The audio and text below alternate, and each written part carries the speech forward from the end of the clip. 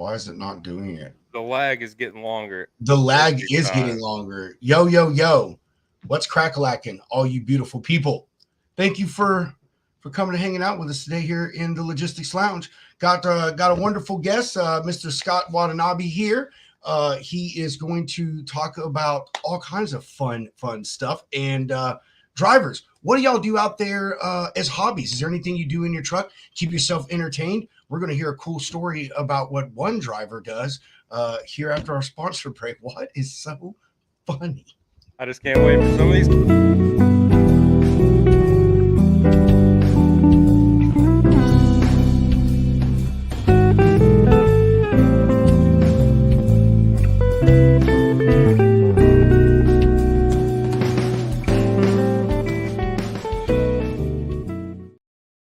Bro, that was totally my bad. I It's just okay. I just hovered over it and my finger just dropped. I was like, holy shit, man, I totally cut that man off. No, it's Anyway, okay. you can't wait for what? Nothing. The middle school mind just I was laughing at myself. It's okay. How's your day been? Brother, my day's been good, man. Been pretty decent. What about yourself? It's been good, man. Finally back, in the swing of things as said previously. But yeah, dude, great day, fantastic day, not raining. So excited to do some lounging, then do some fishing. Found a new spot, man. Going to a local lock here in Tennessee, right up the road from me. So it can put boats from the lake to the river. So we'll see how that goes. Dude, But that's pretty cool. Is that yeah, where you caught those bass at? nah, dude, that was in of all places. It's called Defeated Tennessee, right next to Difficult Tennessee, and it's out in the Are you middle of nowhere. serious? Yeah, yeah. Yeah, that's the only reason we found it, man. We were trying to find some new spots and just like searching around, and it just said Defeated Tennessee State Park or some shit. And I was like, perfect. There's got to be fish there. Got defeated the first time, but you know what? We used a good old freaking little wacky worm, man, on a little Texas jig. Toss it in. It was ripping them, man. But it was perfect. It Nice. was perfect weather, dude. Rained a little bit, and then it was cool, and the river was flowing nice and steady. So back in it, man. I could talk about fishing all day. I know you could, man. You've been living the damn good life, man. Going freaking fishing almost every freaking day. I'm just getting outside, man. Yeah, Getting I know. outside. I figure, hey, it's good, especially when you're locked up in an office doing an office job all day. Or I mean, hell, even in the truck, it's good to get outside, just get some get some fresh air and some sunshine. Or hell, even if there ain't sunshine, just some fresh air. So Hell yeah, it is. fuck yeah, dude. Yeah, nothing exciting going on in my life, man. Nothing really new. Just moving freight. That's it. Same shit, different day. I mean, I guess that's a good thing, right? At That's least, always at least, good. yeah, at least. Always good. Well, I'll say I have one problem.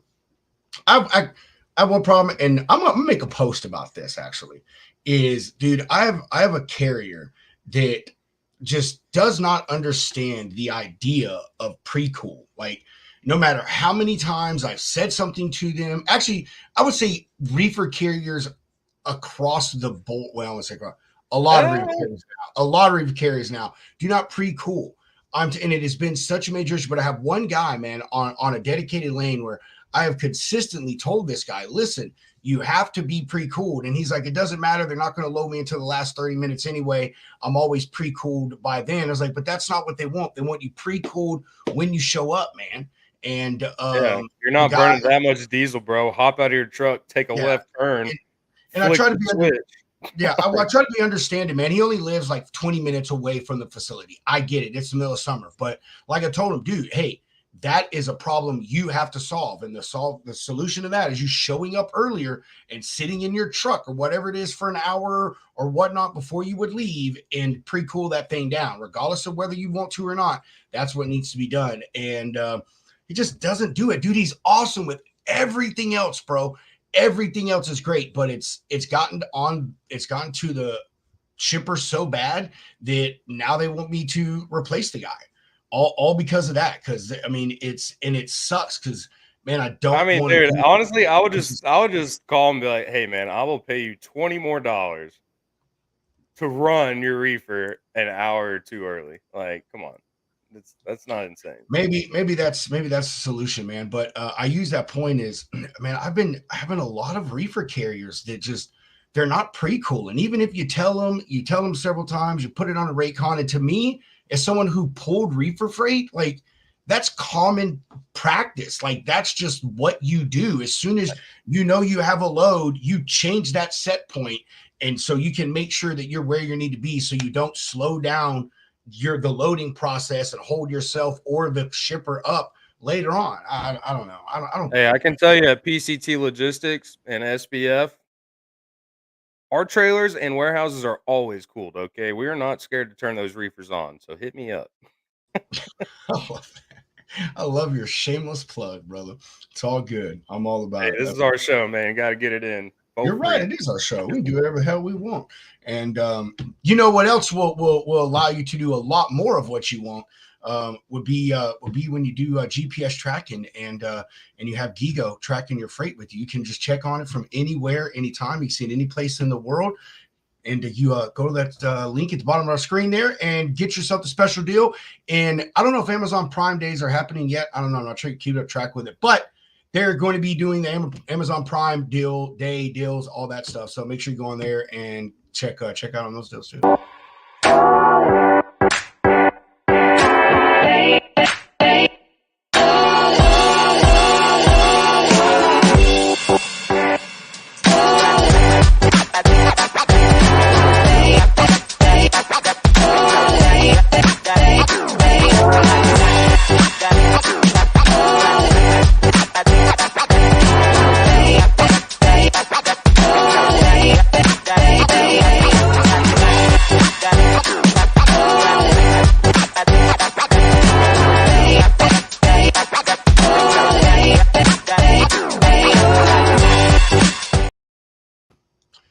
Oh, you're right, Corey. Corey, have you talked to Hunter about that yet? I'm assuming by Hunter's face you have not. That's right, except on Tuesdays, Corey. Hunter, we got to have a conversation. I can't believe Corey ain't called you about that yet. Oh, yeah, it's going to be good shit. Nice. Ultra nice. You're sitting there thinking now. I'm just trying to drive the point home. Corey, we have a surprise for you, man. Your people are back. They took a break for a little bit so we could help Lane Runner roll out their new updates, but they are back and back with a vengeance. Y'all know who they are. They've been with us forever. Shoreline Capital.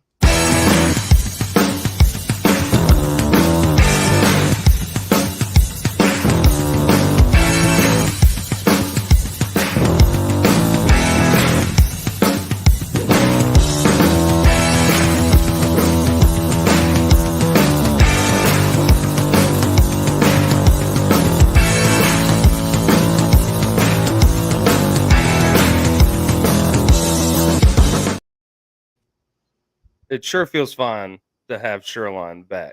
You know, I was waiting to see who was going to be the first one to do it. You or Corey. I'm Shoreline's biggest fan, Corey. I don't know. Hey, Corey, ask him. Say, hey, who's the one in the commercial? I guess that kind of puts it all to rest right there. Hey, by the way, Corey, royalties of 3 cents are coming in the mail sometime this week. All right, hey, let's talk about this cool little news story that I rolled across that went out last week from our good friends over at CDL Live.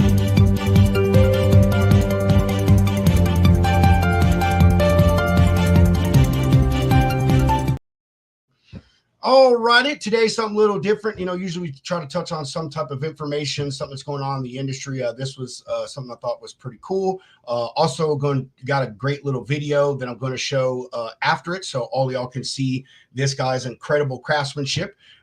As everyone knows, it's hard out being a driver out there. You know, the seclusion, time away from home, friends, and the little chances that you have to do and enjoy or do the things that you enjoy out on the road. However, one driver said that you can still keep up with your hobbies while doing OTR in a neat little video that they posted earlier last week. In the clip, which I said I'll show in a minute, the driver shows off his small but mighty model train set constructed in his sleeper cab. Just a 1x2 simple town layout with a Kato micro curve track and Euro running stock anyone else model railroad on the road, the caption reads with the video that the guy posted. Other drivers also seem to enjoy it by the comments, with one guy saying, "Stop this. I'm getting addicted. Every time I see something cool, I want it in my truck, and now I'm sleeping on random stuff." And another one said, "There is probably a train conductor who is building model trucks in a caboose." So, just, something I don't know, something I wanted to just show. We talk about a lot about the loneliness and stuff that drivers go through out there on the road, and the little chances that they have to do things. Even though they do get some certain opportunities, it can be hard to fit hobbies or other activities into your time out there on the road. You're mainly focused out there making money and picking up and delivering freight. So pretty neat that this guy was able to bring something that he loves and he enjoys and put it in his truck. And with that, I will go ahead and pull this down, and I'll roll this neat little video that this guy has here. Sorry, hold on. I just want to know how many times he's had to rebuild that after hard stops. Dude, I don't know. I would assume by looking at it that, I don't know. Like, I was kind of thinking that too. Like Brady put it, maybe he puts it on his top bunk and secures it or something. Yeah, he's probably got it figured out. But yeah, that spot he had it in right there in the center. I was like, dude. Yeah, dude. Yeah, I know. I thought the same thing, man. Like, even though it's an incredible hobby to have, but of all the things you do out on the road, like model railroading, you know what I mean? It is something different. But here's a video of a setup.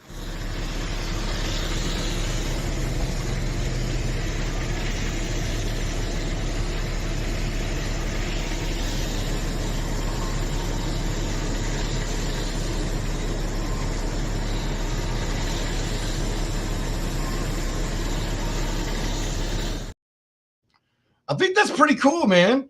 I think that is pretty damn neat, bro. What do you think? Tell me that guy does not smoke pot.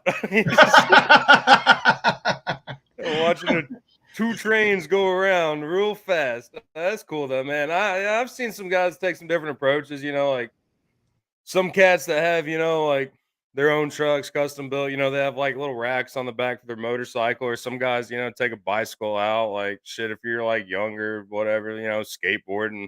Or like if I was in a truck, I'd probably be out there fishing or just, hiking. Yeah, Pedro, you even did some cool shit. Like you were just out there sightseeing when you were a driver. I did, man. I did a lot of fucking fun shit. We spent a lot of great times, and when I say a lot, spent several great times in Vegas, man. Dude, got to see Statue of freaking Liberty. I got to do all kinds of fun stuff, Yeah, but man, I'll say, I guess to my credit in a way, I was a good planner. So, and I would see shit I wanted to do, and next time I knew I was going to buy there, I would try to find a way to make time. But I actually see a lot of guys out there fishing. That is a big thing that a lot of drivers do. Bring their fishing poles and stuff with them. Dan, the driver row, he brings his bicycle with him and goes out. Yeah, he's the one that I was talking about with the bicycle, right, dude? And he cranks out some miles, dude. He'll do like 30 miles. Yeah, I'm like, holy shit, man. I know, when I see that stuff, I'm like, this is just absolutely unbelievable. And it's not a fluke, because I've even seen him post when he's like, shit, just popped the tire, had to find a local bike shop. But that's still cool, man. I mean, it's like, even as a broker, or like if you work from home, working in an office, like, got to find some way to get out of your environment, like being in your truck, that's your home office. Just go out there and meet some people, talk about bikes, talk about fishing, build a model train set. I can't even imagine the reaction of those people at the model train track set. Right? Do they have stores for that? Oh yeah, hobby stores. I wouldn't probably think you'd probably go to like Hobby Lobby. I bet you it's a big online community as far as like the store, where you get the stuff now. But yeah, I've never known anyone that's done model. We need to find the guy that has the model train set, because I got some questions for him. I looked through the article and tried seeing if they said what the guy was, and even the video, like they posted the video to their site, so it doesn't even go to the person's social media. I thought the same things. Like, it'd be pretty cool to be on. I bet he has a YouTube or something. We can find him. And what that goes into. I'll end with this, and we'll get Scott on here. Is it goes so much into our guest that we had on last week, Truck Drivers of America charity. Your mental health. I mean, just because you're out there alone by yourself, you're away from the house, family, friends, all that stuff, does not mean that you can't find things to take up your time and, get your mind working, be constructive, be artistic, whatever it is. What do you say? I journal, great place. Corey is you're actually in a pretty good industry as far as it would. Yeah, I was about to say Corey buries his body at the freaking auto scrap yard. Yeah, we've all seen the mafia movies, Corey. Don't play dumb. I know, that's fucking right, man. I was thinking the same thing. Flip Flop Express, yeah, I'm sure. All right. We are going to go ahead and get Scott on here. So glad to finally have him. We actually met him on Word on the Street when we were on there with Trey and Rob Bussey and a whole bunch of other folks. And so we have finally got him over here on this side of the tracks to get on the crazy train. And everyone, Scott.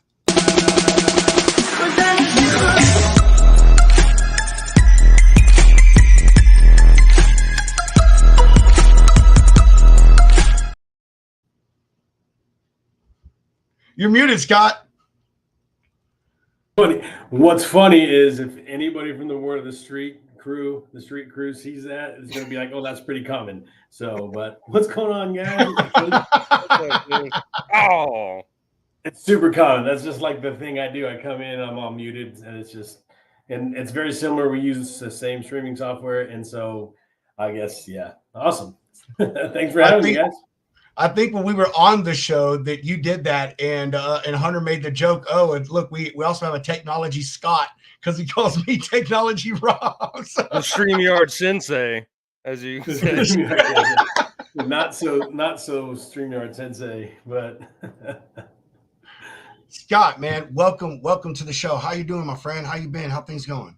It's great. It's been a great week, man. It's been busy. So just doing what I do, assisting in the agent network over here at Armstrong, and it's great. It's fulfilling. I love doing it because I get to see where these agents are at in their area, in their company, in their growth, and I get to add just little efficiency gaps here, or find a little efficiency gaps where I can add here and there to just help them grow their individual businesses. So it's super cool. It's super fulfilling for me anyways. Slow down, Scott. Slow down. Get your chance, man. We're white belts. You got to remember, we're white belts, okay? We're working our way up. All right. Okay. Oh, man. All right. Hey, is that branded to you, or is that just a sticker? No, that's branded. So this is from Trey, because he owns Beta Consulting, and he sent all the street crew out their own little water bottle with the brand. So dude, I love your logo, by the way, man. Like seriously, that logo is the real shit. Shout out to our instructional designer Stephen Little over at Armstrong. I was just like, bro, I need a logo. He's just like, I got you. And like 10 minutes later, he dropped that. So it's pretty cool. That's pretty slick. Matches our color scheme and everything. So still got a little Armstrong love in there. Yeah, it's freaking amazing. All right, Scott, we start off every guest with the same question, and that is, who is Scott Watanabe, and how did you get to be the Freight Sensei? It's quite the story, but we got some. Tell it to us, brother. But yeah, man, no, it started back. So I've been with Armstrong for 10 years now, just over 10 years. It's been an awesome journey. Started out in operations, sitting next to the agency owner, booking trucks or calling carriers, trying to book a load, right? No, it started out, I was in the United States Army Reserve. I worked for the civilian side, so I was a military technician, and in 2013, the word sequester and furlough kind of was out there, and our administration at the time couldn't figure out a budget. And so I came to work one day, and it was like, hey, you got 3 hours, 4 hours to send some emails, and then you got to leave. We'll call you when you come back. And I'm like, this is a government job. This shouldn't happen. So luckily I had my best friend I was deployed with. He's like, hey, I'm my business partner. He runs this thing. I think you'll be good at it. Come check it out. And I sat on the floor. There was probably about 10 guys at the time when I sat there and looked. And shout out all these geese coming in the chat. That's hilarious. But yeah, so I came in, I sat down, and I was like, man, I can do this. I talked to the main man guy, the office manager, and I was like, hey, what's one of the guys' biggest like fears of jumping in, because it was an independent agency kind of contract deal. And he said, well, it's, you eat what you kill, and then you have to cover your own insurance and taxes. I was like, well, I'm in the Army Reserve. Insurance is done. I got the best insurance and the cheapest. So I took the plunge February of 2014, and started brokering freight. I would say I was pretty successful under the Armstrong label. And in 2019, boss came to me. He's like, hey, man, we want to build some structure. We want to build some training. Yeah, I think it'd be a good fit for you. And I was like, okay, kind of set myself up financially where I didn't have to do the day-to-day grind. And I was just like, let's do this. So I was still in operations, but then I started training guys and training gals. And my first training class was about five or six of them. And this guy, shout out, Safe, if you're watching, appreciate you. He comes to me, he's like, oh, so you found out I was Japanese, right? And he's like, oh, you like my sensei? I was like, I guess you can say that, yeah. He's like, hey, you're the Freight Sensei. And that's just kind of coined it, took off from there. And I kind of went by that internally. Then in 2021, when I retired from the reserves, that's when I went all in with the Freight Sensei. Started trying to build that brand, reaching out, building my network, connecting with people that I've already connected with during COVID, and with Trey Griggs and Chris Jolly and Robert Bain, all those guys, and they just started pushing that brand, and along with building up the agent network here at Armstrong. And at the time, from 19 to I guess 22, 23, I was training all the in-house brokers, right? And then our office here in Boise got acquired by Armstrong Corporate. And so that naturally took my role from just training the in-house brokers here to not the network, but like the other company store brokers in Charlotte. And then we had a Chicago branch, and we opened up Atlanta branch. And then just recently, with our growth and our push of building our agent network, they wanted someone on the agent success team that has actually done the job, done the processes, and worked as a broker.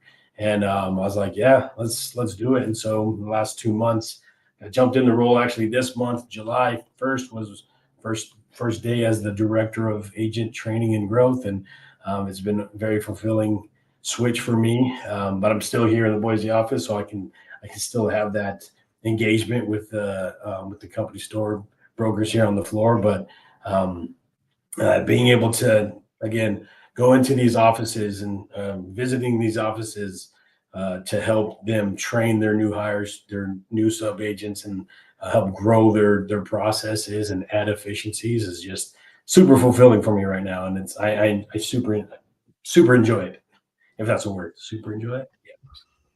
Yeah. That is in a nutshell. That's the Freight Sensei in a nutshell. That's good stuff, man. Then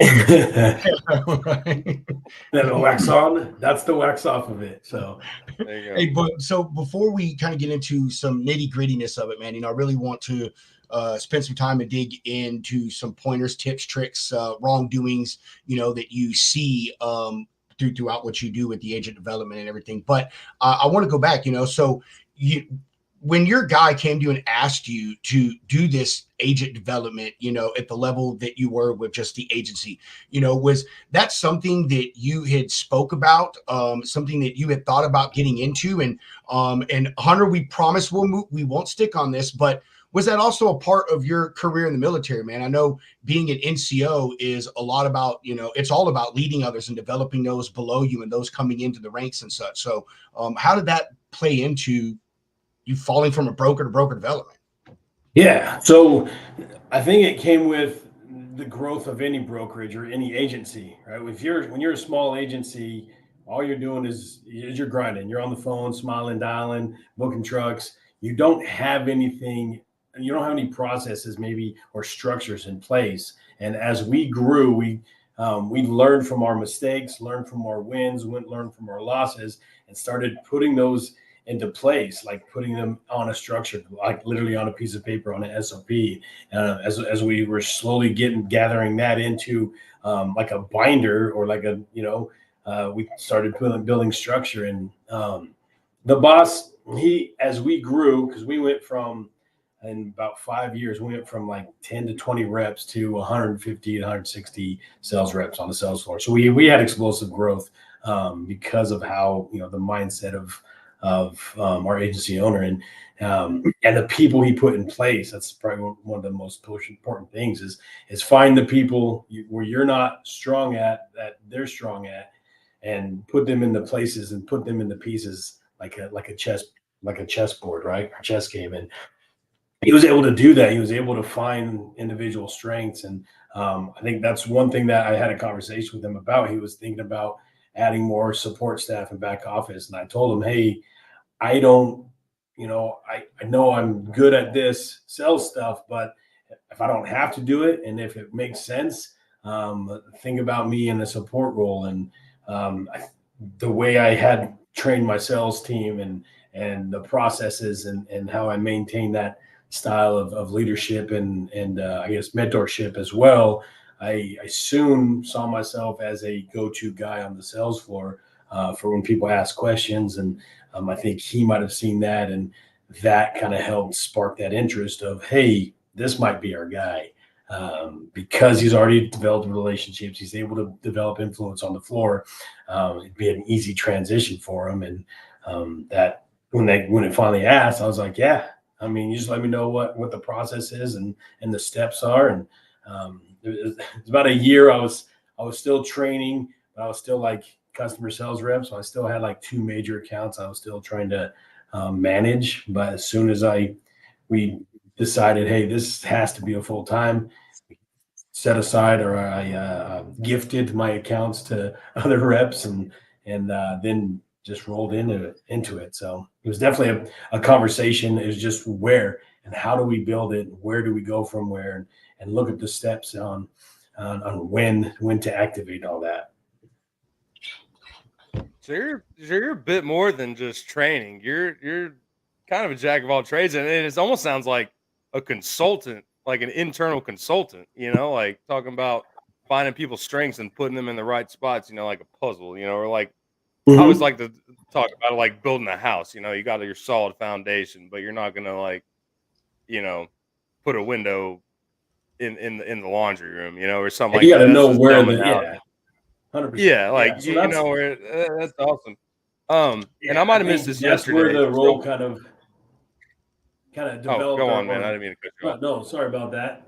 So that's kind of, I just want to put on that. That's kind of where I'm at now, because as an agency model, when we are an agency model, all these independent agents, they are truly a independent contractors of Armstrong, right? They use our back Right. office, they use that. And so we can only tell them the best practices, and based off of like what we've done, what we've experienced. And then the Pedro, you're distracting me. I'll get that ADD mind and the ADHD. I was just like, what's he puffing on over there? But yeah, going back to what I was talking about, is like, now I become more of a consultant, because we can't tell these agents what to do. We can just oversee and be like, hey, these are the practices that made us as an agency, or made me as an our office as an previously as an agency grow. This is, if you want to grow, these are some steps that you need to take. We recommend taking. So that's one thing I was gonna ask, because you kept saying agent, and that is so foreign to me to hear that there is training for an agency model. You got these people coming in as 1099, but most of the time it's like, okay, here's our TMS, here's our CRM, maybe.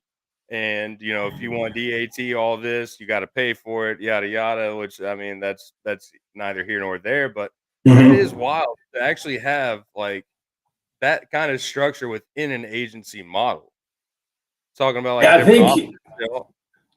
I think because Armstrong, we really are a one of a kind, because we do have 4 branches that are company store, right, or in-house brokers that, and then because we're able to grow that, and we're still growing that, we have options for people if they're not happy with their current brokerage, whether they're currently in a company store model or an agent model. We have the ability, we have the capabilities to say, hey, we're in 4 different places. Yeah? We're in the West Coast, Boise. We're on the East Coast, Charlotte. We're in Chicago, and then we're Atlanta. There's at least three major hubs where people have options to go. And if they're not really ready to bet on themselves and become an agent, we can connect them with one of our company stores, and they can be a W-2 rep for as long as they want, right? And we'll take care of them. Our comp structures are pretty comparable to what's out there. But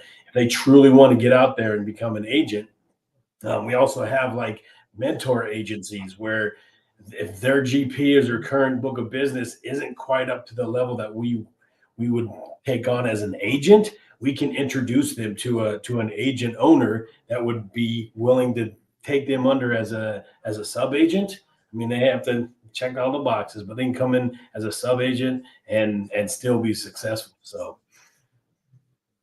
That's quite wild, especially in these days of the great war, it seems, of W-2 versus the agency model. yeah, that's exactly, and that's where I live. Is like I live in a sales floor.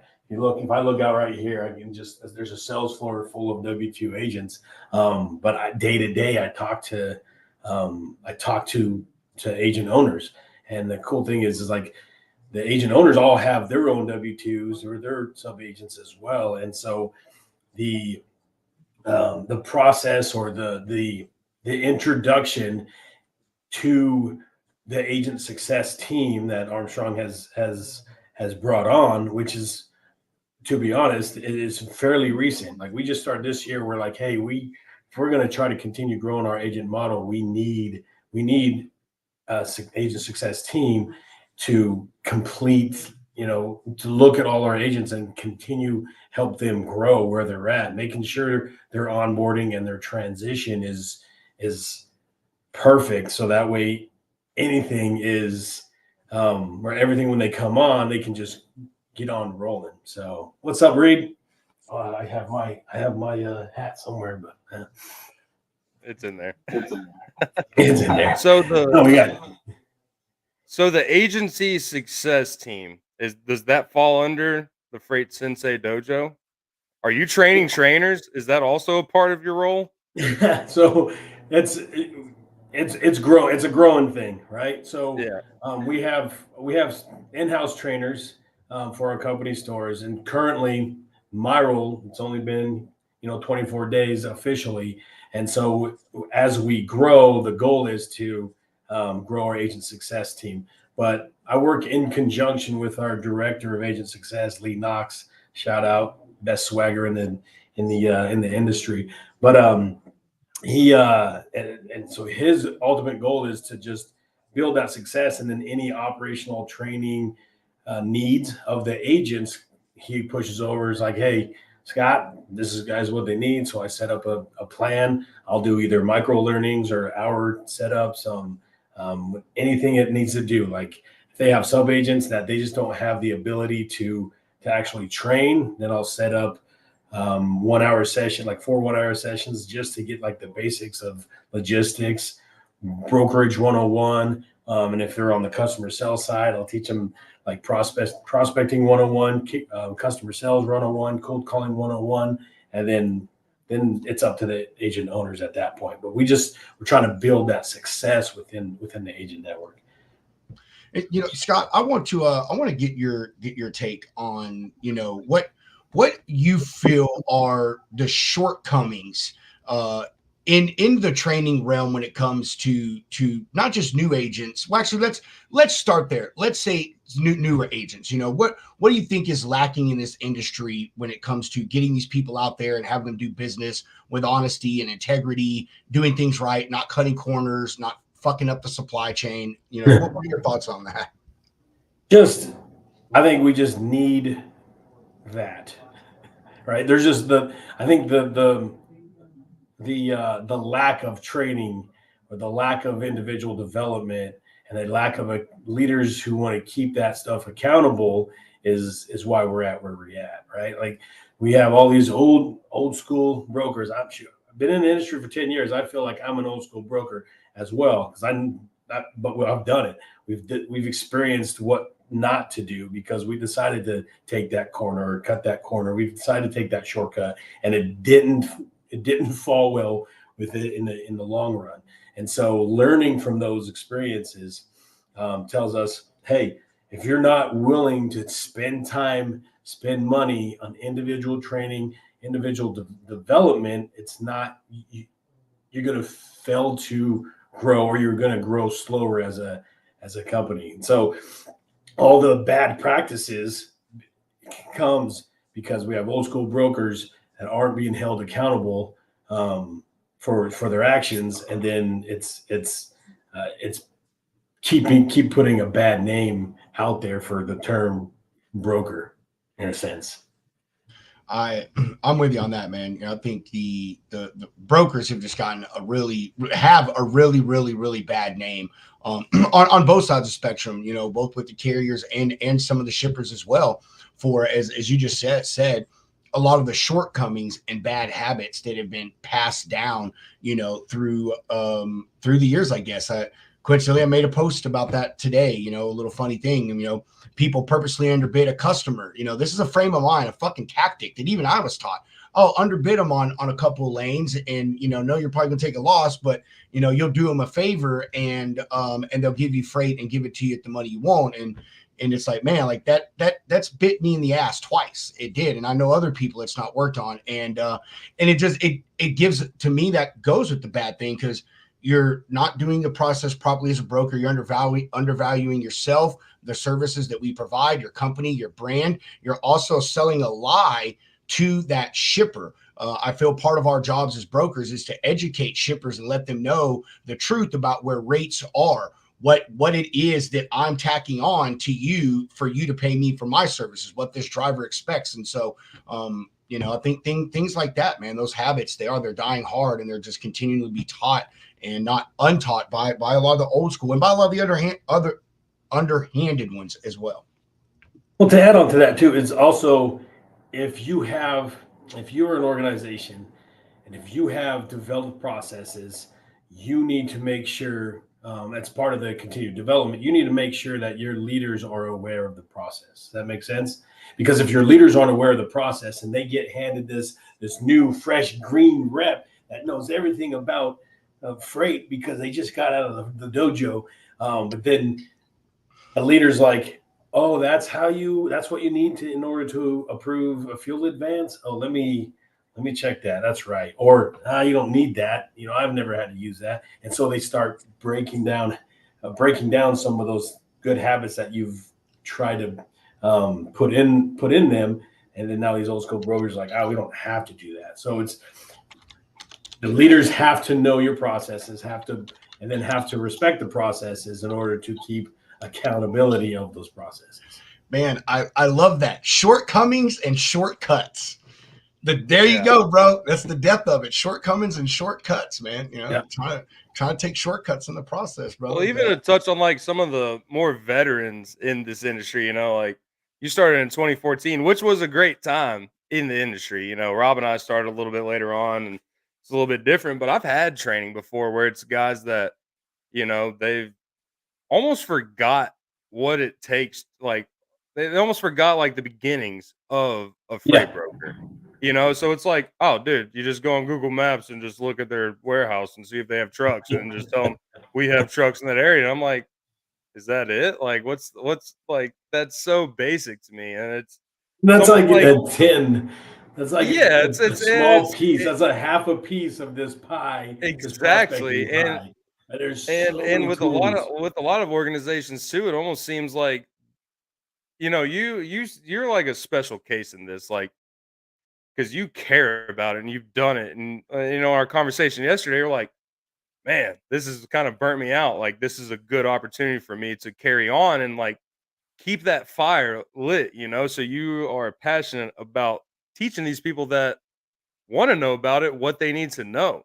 Whereas some of these bigger companies or people that just don't want to put too much into it, the people that you're sitting behind the desk as a trainee, you're not learning anything because they don't care, man. They don't care. Like it's and that's where bad habits get created.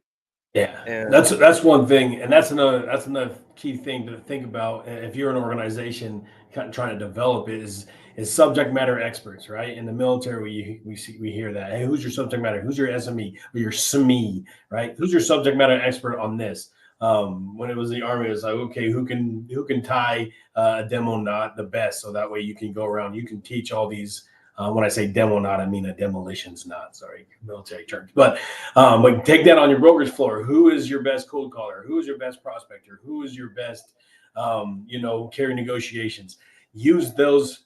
Use that time. Let these guys sit there and listen to them actually grind on the phones. Actually negotiate with these carriers. Who's your best track and trace rep? You want to know how to do a perfect check call, a perfect loaded call. You sit next to this person, or you utilize those SMEs to your advantage. That way they know exactly what to see from an experienced rep in that department. Nice. that is such a great thing to bring up. And I don't know if I'm glitching right now because y'all are glitching on my side. But yeah, learning the inside operations, and that's one thing I've carried with me because like I said yesterday, I am a mutt in this industry.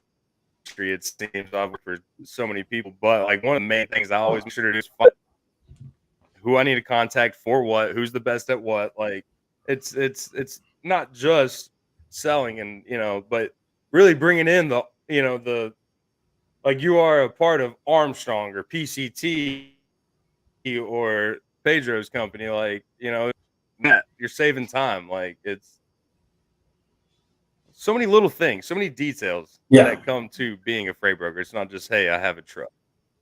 I don't right. know And if any then of that came through clearly because I it's it did from my end anyway. Yeah, So, but yeah, it's like those micro, what I call is, I'd say micro learnings, but then also situational learnings. Because you'll get week one. And I make fun of some of the guys here when they're just like, I don't know how to do this. I tell them, man, that's from week one stuff. But Jacob Gordon, thanks for watching. Appreciate you coming. He's one of the rainy or trainees that came up through my training program when I was still. He came from the dojo, so to speak. Make it quick, but I call it situational learning, where take advantage of the little situations that you might not come across, or you'd speak on it for about 5-10 minutes in training, but then now you bring it back. It comes in a real world situations, like for example, a fuel advance. What are the proper things that you should be checking before you issue a fuel advance? You don't just want to issue these guys 30-40% of this line haul rate if you're not doing your double check and your due diligence, making sure they are who they are, making sure the drivers, making sure they have CDL, making sure that everything matches on the BOL, right? But sometimes we go over that and it's like a 5-minute class. But I had a guy like 2 years, he's just like, hey, comes up to me, I'm like, what's up? He's like, I don't know how to issue a fuel advance. I was like, what do you mean? It's like, you've been here for 2 years. How do you not know how to issue a fuel advance? He's like, I've never had to. And that's, again, an example of situational learning. He's like, if he's never had to, a lot of this stuff is perishable skills that if you don't run across it, and then the leaders or the reps, the more senior reps, they have to recognize that and not like talk down on someone. It's like, oh, you don't know how to fuel advance, you an idiot. No, he's never had to. So why would he yeah. even remember that? Well, a Right. lot of it, I like to compare this to like learning a language. You know, so like the Yes. company I'm at now, PCT, where it's a whole new platform for me. So there are things that, if I was asked to do today that I learned last week, I wouldn't. I mean, I'd be able to like maybe navigate there in like 30 minutes. I'd make some mistakes, probably be scared to, but like if you're not using it constantly, it's not gonna stick.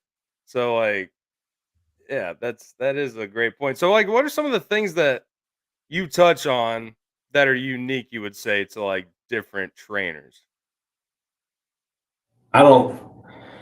I think just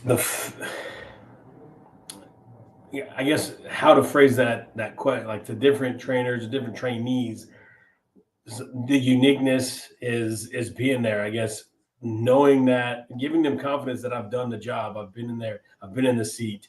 I've I've done it. And then I guess here's something. So my cold call class. One thing in my cold call class, this kind of helps me scratch the itch, right? So we'll start prospecting class. I teach them how to prospect. Or my boy Casey Brown, he'll teach them how to prospect, and he gives them homework. It's like, all right, you're going to go into this cold call class with Scott.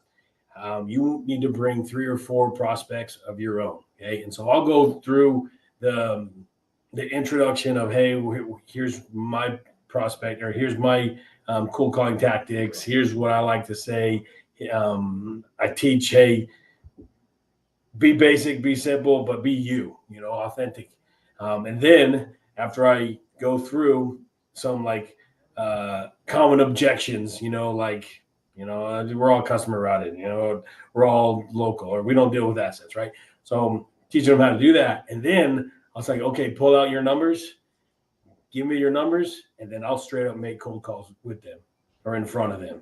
And typically once a class, I'll make a couple good connections. It's funny, we had a sales rep who actually moved his first load last week, but it's because I told him to take the notes, give him a number, and I pretty much landed the decision maker on the first call.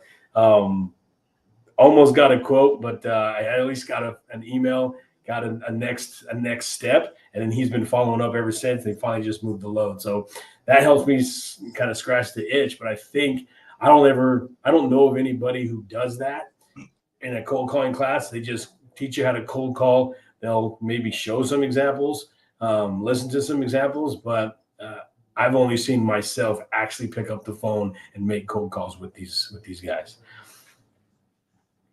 That's some I think solid that I leadership. think yes, I thank you. That's a good way to sum up what I was about to say. Is that's great hands on teaching and training, man. In the example you just gave at the end about they just show examples, where you may listen to some examples, and a lot of times even in not even just cold calling, but a different situation, they may not be totally pertinent to what you're talking about at the moment. It may be just some random prospect that it was an easy call. There's no objections, no nothing like this. Yeah. It's just here's the pitch type deal. And I also everyone is different, Scott, in the way they do things. And I like that you pointed out be simple, or was it be short, be simple, but be you. I think that is a big thing that a lot of people forget when it comes to just sales, period, but more so in logistics. I had that, I thought everyone wanted to hear big fancy words, and me say logistics a lot and fucking supply chain and what's relationships. Yeah, relationship. I hate that fucking word, dude. Oh my god, I told Partnership. you. Hate that word. But The synergy, that's the one I'm glad has dwindled out. Yeah, that one too. Read that synergy, That was a right? big fad a couple years ago. Yeah, I think we could have some good synergy growth together. Yeah. What? So but point is that you take that hands-on approach, and you try to single out with people, and get to their level and see what helps them. I think that is very powerful, and I hope that's something that your trainers do as well, because especially in organizations of y'all's size, it's kind of a one size fits all. This is what we feel works, the company, so it has to work for you, and when it doesn't work, they're saying, oh, you're just doing our process wrong, and it's like, hey, Yeah. and I think that's where the development part of your job comes in, and also that word is left out from the training thing, period. It's just train, but don't develop these people to take the training, lock it in, and then push it out for them to be successful and ultimately for the company to be successful. Yeah, no, it's a great thing. And then to Scott, I want to applaud you for what you do, because I have been in those training days where it's yes, Sensei. Thank you. Sake shots after this, post haste. But but yeah, dude, it's I've never heard a trainer actually making the calls. And that's awesome, man, because the times I've done it, it's like you got, I don't know, 5 to 20 people in a room, and it's like, okay, pull out your best prospect, call them right now. And you're in front of all these people. You don't know what you're doing. You're fumbling. Like, and it just puts egg on your. It's really discouraging, honestly. Like, I understand you got to fall and fail and do the whole thing, but that should be on your own process time. But like, to really see it firsthand from someone that has skin in the game, to even you saying that there were some calls that went nowhere. That's awesome to see, because you look at your trainers or whoever it may be, you're at a new job. You don't know how much rank anybody really has. You don't know how much skin in the game anybody has. You could be the GM, but you could have just walked in and, kissed a bunch of ass and got handed a bunch of accounts, and then boom, you're graduated a your branch. Yeah. college, and you have a degree that says you're smart. Hey, watch out. Me and Pedro both have some logistics degrees. How much we use it? Never. Okay. Zero. It's a piece of paper. I mean, that's awesome. I'm not downplaying that. I have never went to college, so I mean, we are for majority of this industry, a degree is just a piece of paper with ink on it. Right? I think my 10 years, my 20 years I went to college. Army, cool. I ate a sandwich today. I think that's enough for me. Yeah. Man, I don't got a degree.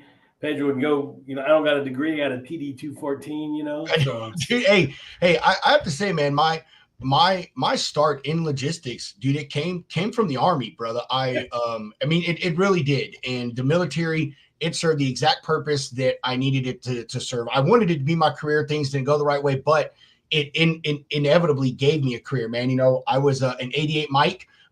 Drove trucks, man. And dude, and as soon as I got in and learned what a warrant officer does, that's what I wanted to do. Man, I was wanted to be a walk, man, be an 88 November. And I got out, dude. And it was being a driver in the Army. It was too easy to get my CDL.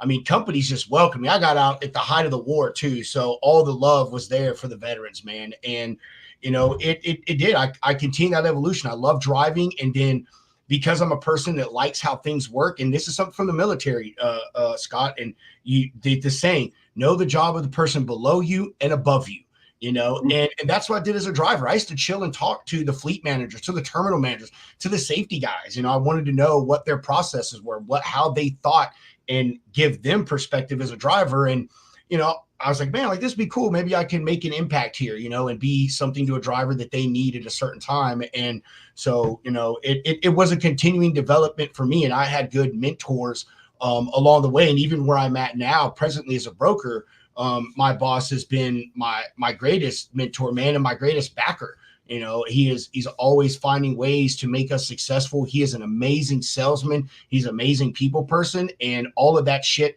rubs off on our team, man. So, he's our training and development guy. Our leader is our training and development guy, man. He's so hyped. I think that's going back. I lost my train of thought. You talk about military, right? And I did the same thing. So I started, funny story, not funny, but you wouldn't think of it. My first 8 years in the Army, I was a cook, right? So what do and in my eyes, someone told me once, the soldiers need three things in reality to operate: beans, bullets, and band-aids, right? That's all they need to be a soldier: beans, bullets, band-aids. If you can be one of those, you'll be set, right? You don't mess with people who give you your beans, you don't mess with people who give you your bullets, and you don't mess with the people who give you band-aids. Some people would say pay to, but I mean, it's volunteer Army. You did this for the good of the country. But yeah, so that kind of being on the support side first, and then my second year, I was second 8 years, I was a combat engineer, right? So in the modern war, that's all we did. We went out, we looked for bombs, and we found them, and then we came back and said, "Hey," right? So becoming from the support at the combat support to the combat MOS, it helped understand why. It made me be a better platoon sergeant because all I had to do was take care of the soldiers and understand it, understand what they need and help provide for that. And then going back, you said 1 up, 2 down, right? Always know 1 up or 2 up, 1 down, or whatever. I'm gonna add something to it. It's like, don't just know the person above you, but teach the people below you, right? Make sure they know that what you know, because that helps in your progression. Because if you step up, who's going to step up in your position? Yeah. I agree with that so much, man. And I was lucky when I got in the military. I had 2 people that did that. Matter of fact, the reason I wanted to become a warrant officer, you're gonna laugh at this shit. Hunter may not get it. All right. So when I first got to my fucking unit, bro, you know how they love to mess with Joes, right? So we're sitting there doing fucking PMs and PMS on trucks and everything. And my squad leader tells me to go to the supply office at the motor pool and get a container to get an exhaust sample. Bro, I'm like, I'm dumb as fuck. I'm like, all right, cool. Let me go do this, dude. So, and anyway, man, I ended up going there, and I was fortunate enough that a warrant officer, Ski, was the guy in there, and he just told me, he said, look, man, he said, tell them to quit sending you fucking Joes in here with this stupid pranks. He's like, I'm tired of it. I don't have time for this stuff, man. And so, like, I was like, that guy's pretty cool, man. Like, I want to do what he does. He's just chilling in the AC, getting mad. We had a couple of those. We had exhaust samples or blinker fluid. Say go get blinker fluid, or a box of grid squares. Go give me a box of grid squares. Yeah, grid squares. But, what's funny is the duffel blog. You heard of the duffel blog? It's like the Onion for military. And then, they said soldier finally comes back and actually retrieves a box of wood squares for his leadership. But the other one, so as an engineer, we had 113s, APC, armored personnel carriers, like mini tanks, just no gun turrets unless you put someone up there. But they had armor, and we'd have soldiers with a piece of chalk and have them knock and try to find the soft spots in the armor and then create an X. You were so fucked up, bro. God. And so you would see these 113s rolling down. That's how you know, is you see a fellow 113 and they got little X's all over. It's like, got him. That's horrible. But by what I was saying is that, you know, I in my direct platoon, man, you know, I had a guy that was coming up to be squad leader that just latched on to me. We became great friends, and as he was learning, he was teaching me things. You know, he had just gotten his E4P status, you know, was going through all the stuff that you do to become a better soldier. And because of I signed up for a lot of schools, man. You know, I took Eagle First Responder, which was our field medic course. You know, I took sling loading stuff, all these things. And then when other people came in, you know, I had an understanding of it and was able to say, hey, if I were you, I would do these things. This is what I'm being told to do.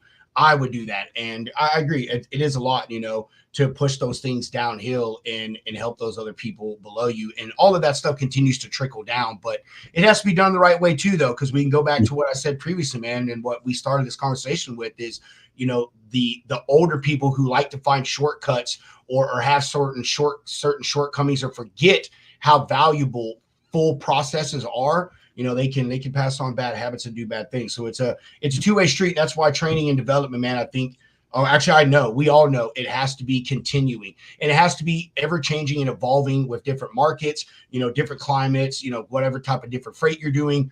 You know, Scott, what you may teach for traditional truckload is not going to fucking totally work with Hunter and his drayage stuff when he was doing that. You know, customers are That's different. true. Yeah, the things they want to hear are different. And so that also goes back to the one size. Hey, we're never fully out of the drayage game.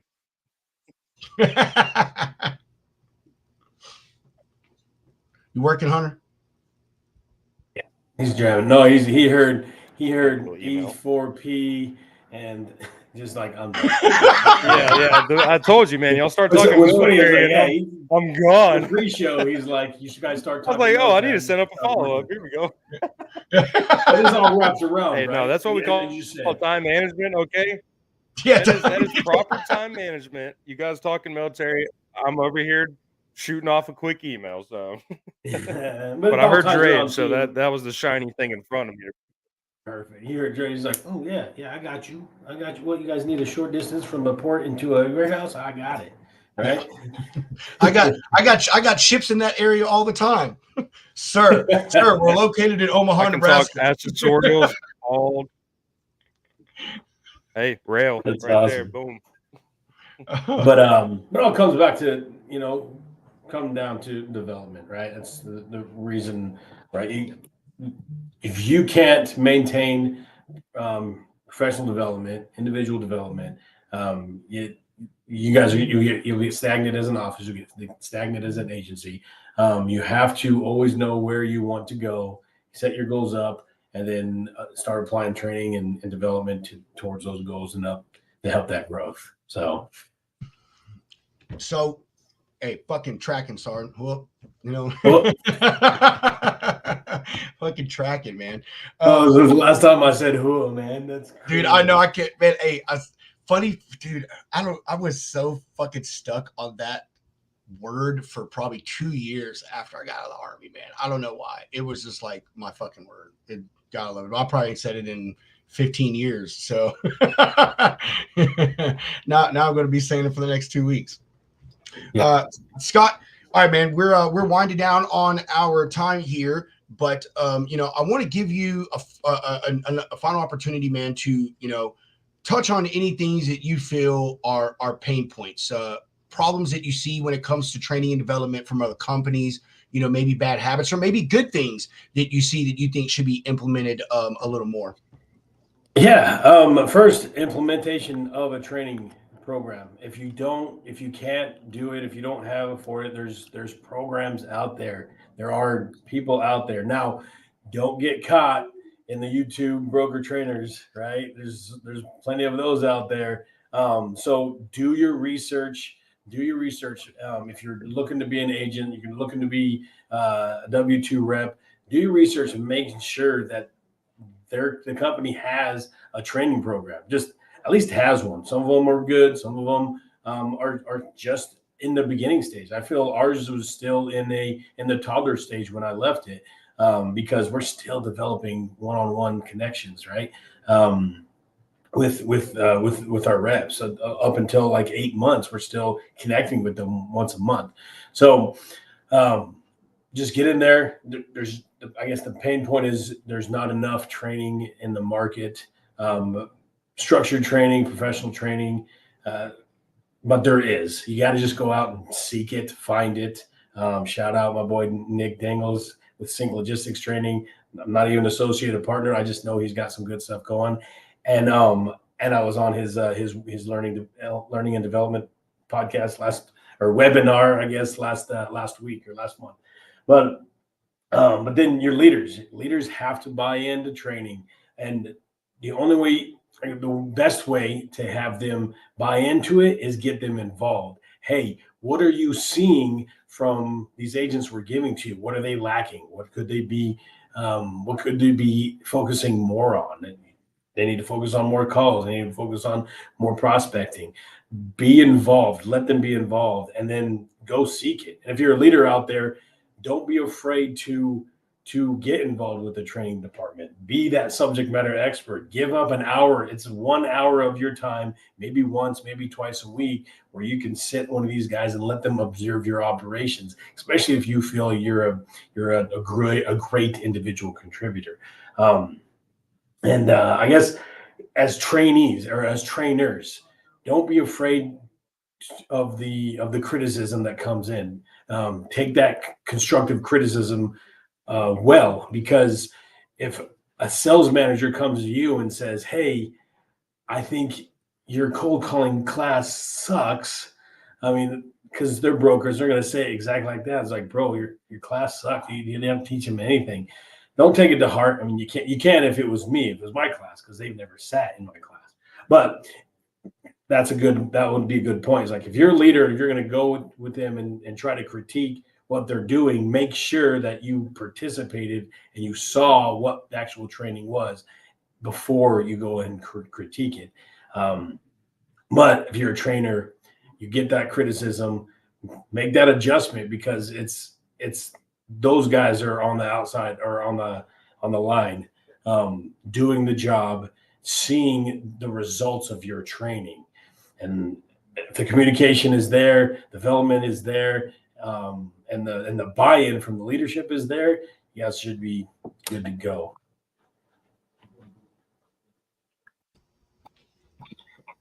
That's right. I was waiting, bro. I was waiting, Hunter. I was like, I think Hunter's gonna say something. Who's gonna draw first? led to the awkward silence. The awkward silence. I mean, that's training. Silence is a beautiful thing. Ask open-ended questions and then wait. Gives them a reason to answer. Stir it up a little bit. Let the mind churn. Mm-hmm. We are learning the ways of the sensei. We will now be orange belts when we get off this podcast. Yeah. I just ordered a kimono for every day of the week, for anybody wondering. Classic, man. That's what I need in the next one. Show up. You do. You need to get you a branded one, dude. Telling you, dude, lean into it, man. Just like Evan Shelley told us about the lounge, just lean into it. The dojo. Lean into it. Good little. Might get you a sign made. It just says the dojo for right up there, man. It looks the Freight Dojo. Welcome to the dojo. I appreciate the support, guys. Appreciate you guys having me on and being able to, just speak about what we're doing over here at Armstrong, what I'm doing, what I'm trying to do in the industry. Just trying to make it a better place. But, like my boy Chris Jolly says, I'm trying to make trucking sexy again. So no, you gotta get my boy Chris on here. So man, we do. I told you when we were talking yesterday, like, I don't know why I've never thought about having him on. Like, I watch his stuff every now and then. I follow him. He posts in my Facebook group, like, I don't know. Scott, give us the plug. Go and comment on your LinkedIn real quick and say, Chris Jolly, get on here. Yeah. Not right now, but I'll do. I got it on here. Let me see. Yeah, I am. I'm gonna reach out to him. I don't know why I've never thought about having him come on. He's a cool guy, man. He's really energetic, has some good things to say. He's put out some good information and stuff. And some of the things you told us about him yesterday, even elevated my opinion of him even more so. But no, Scott, the honor's ours, man. We appreciate you coming on and supporting us. You've been in this a really long time. We met you on a show that has got some other people that have been in this a really long time. You're known. People know what you're about. They know you're about the business. You're out here doing something that a lot of agencies don't think about. I think a lot of people, period. You know what I mean? And a lot of people, period, don't. They bring in, they give you the initial little part, and it's kind of up to you to figure it out. You know what I mean? Find your own mentor that's willing to teach you. And I think it's good for companies to be involved in this stuff. It helps them connect with their employees more. It also lays foundations and solidifies processes, which we talked about. When you leave people free to their own devices, bad shit happens. You know what I mean? Mistakes are made. And like I said, this industry is ever changing. The training and development that went on pre-vid is completely different than it is now. And if it's not, you really should fucking take a look at your training program. I'm just saying that to all of y'all out there. And so it's just good to have someone that has a passion in it, man. Truly is. It's in the sense, it's training positions are, man, they're not glory-filled jobs, brother. They really aren't. Folks don't understand the marks that y'all guys and gals make in companies and in industries as a whole, man. So yeah, that's true. We hear that a lot. It's a thankless job because they just expect these guys to come out. So I want to personally shout out my trainers, right? Brendan Zedlitz, he's out in we call him Beezy in our Charlotte. Casey Brown, he's my guy here. Some previous previous trainer, Tony V. Thomas Dees was a big guy involved in some agent development. Chris Jolly, he's kind of what helped me get to where I was as far as on the branding side. Trey Griggs posting, helping me boost that as well. So it's all those guys. Anybody in the training and development, Nick Daniels, I already gave you the shout out. Ryan Schreiber from Metaphora, he partners with Sync Logistics Training. So anybody in that training logistics realm, Mike and Claudette, I was just on with Nick.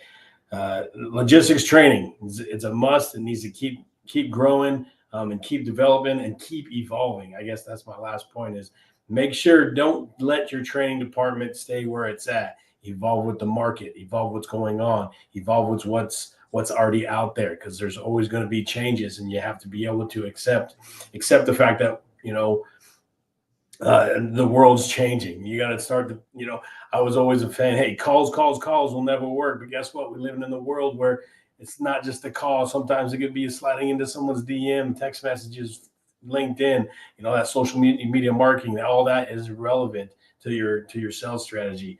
You got to be able to adjust and evolve your training strategies as well. Yeah. Corey, I don't know what Corey you speak of. We know a Corey, but amazing would be a fucking stretch. I'm just saying that would be taking things a little too far. No. It is opposite day. It's Wednesday. It's opposite days. Opposite day. That's right. Back to fifth grade. Hunter, you got anything you want to say to Scott before we do a final sponsor break and close out with our closing comments? Nothing to send to him, but Scott, thank you for being on here, man. It is amazing what you are doing. Like, blew my mind from the rip, just finding out that you're doing the agency thing and training and how you do it. So I hope people take notes from you across the board, because we all know, and I'm not shooting down anybody that's new in the industry and is trying to do the damn thing. But, there are a lot of new brokers, a lot of new agents in here just doing the YouTube thing. They go on Google, they just getting the wrong path. But the fact that you're, having that front forward leadership style and, putting people in the right position, that's fucking amazing, man. And kudos to Armstrong for keeping you on board and putting you in these positions, man. And like, dude, shout out. Big fan. And welcome to the Lounge Lizard gang. Okay. You're now in the Lounge Lizard dojo. Get a hat? Sports bar and grill, whatever you want to call it. But nice. We get the lounge, we put a little corner booth and call it the dojo. Yeah. Let me come. I'd love to come back anytime. You guys just let me know. I appreciate what you guys what you're doing for the industry as well. It's like a lot of people say, oh, there's too many podcasts, but there's not enough in the industry. And so there really isn't. You can't really stop doing things like this, because all it is doing is help grow the industry and let people know that, hey, trucking's not bad and it's never going away, right? Even if it's automatic, it's not going to be automatic. There's still got to be a guy behind the scenes pushing buttons. So yeah. We appreciate that, man. We're just trying to bring the realness to the podcast gang in our industry. That's all we're trying to do. People come on here and just talk about the real shit, man, the way it really goes down and the things behind the scenes and the stuff that matters, and just let people get real. I can't. What is the real world thing? When people stop being fake and start getting real, or whatever it is. Right. Exactly. Yeah. Because, yeah. You got to keep doing it. So, Yep. What Chris always says on his podcast, like, this is the real side of Freight. He doesn't bring on anybody who's not in the industry or doesn't have anything to do with the industry. So we keep doing that. You guys keep doing what you're doing. And, the industry, we will make the industry great again. That's horrible. That's it, bro. Hell yeah. Make the industry great again. Let's hope better days are coming for our little slice of the American pie over here. Yes, sir. Going to go ahead, chop out of here, do this quick sponsor break, and then we'll tell you all what we got lined up for you tomorrow and the day after. Shoreline. They are back. everybody knows who they are, man. You know, you got invoices, broker, carrier, even if you're a shipper, can't wait to get those things funded. Get them on over to our good friends at Shoreline Capital. Rates as low as 1.5%. And if you use that code at the bottom of your screen, you get a good deal from the start.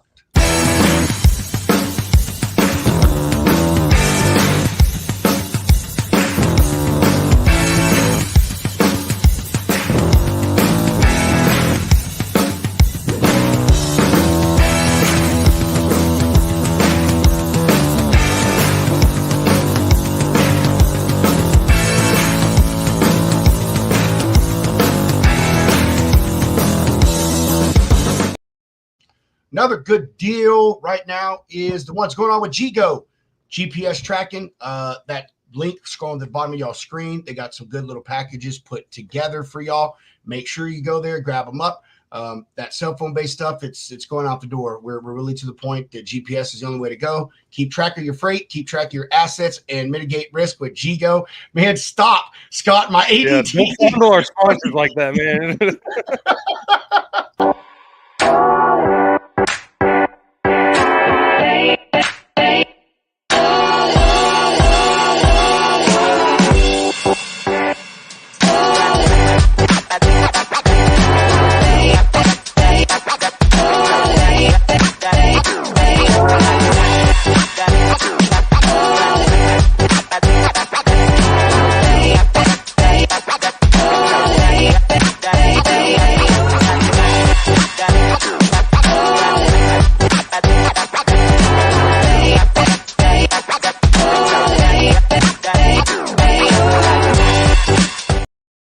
And you're trying to look for this damn video, and Scott's up here with his hand modeling.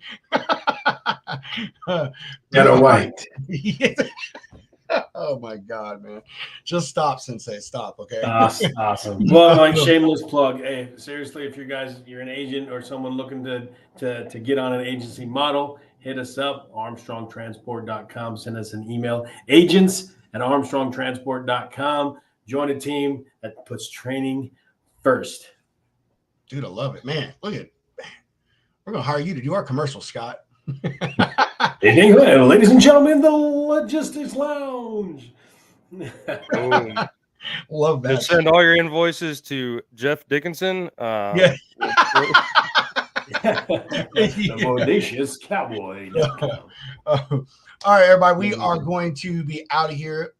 Thank you for coming in and joining us on this lovely Wednesday. Tomorrow we have Miss Camille Gaines. Today we talked about training and development, but another very, very important part of this industry is the start of that cycle, and that is your recruitment. You got to make sure that you are selecting the right candidates to fill those positions that are even going to be trainable before you hire them. So yeah, be tuned for that. And then Friday, we got our friend Joseph Daniel at GGO coming back on. He's just going to chill out with us. We're going to hang out, kind of do a Freestyle Friday type deal. But he does have some updates about GGO, so we'll hear a little bit from them as well. And we will catch everyone tomorrow. Please enjoy the rest of your afternoon, and we will catch you on the flip side.